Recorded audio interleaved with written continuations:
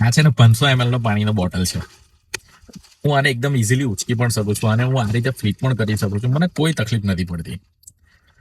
પણ vote if આજ 500 ml ના બોટલને હું આજ હાથે 1 કલાક લગીને પકડી રાખું તો મારો હાથ દુખવા માંડશે.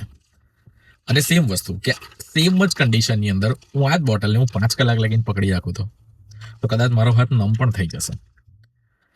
હવે તમે વિચાર કરો, છે 500 ml જ ને, જેને જરા પણ તમને બર્ડન નથી પડતું ઉચકવા કે મૂકવાની અંદર, પણ એના સ્ટેજીસની અંદર કેટલા અલગ અલગ રિઝલ્ટ છે.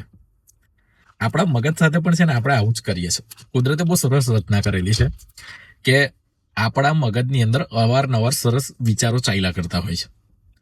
હવે એની અંદર કોઈક વસ્તુ આપણા જીવનની અંદર બને કે કંઈક પોઝિટિવ કંઈક નેગેટિવ ગમે તે વસ્તુ, અને એ વસ્તુ પર કન્ટિન્યુઅસ જ્યારે આપણે વિચાર કરીએ છીએ ને ત્યારે એ તકલીફમાં ચેન્જ થઈ જાય છે.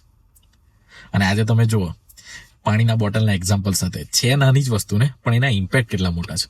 તો સેમ વસ્તુ હું તમને કહું છું કે તમારો જે વિચાર છે ને એના પણ ઇમ્પેક્ટ બહુ જ મોટા છે. હવે તમારે નક્કી કરવાનો છે કે એ કયો વિચાર તમારે તમારા મગજમાં રાખો ને કયો બહાર કાઢી નાખો છો. ઓમ નમો નારાયણ.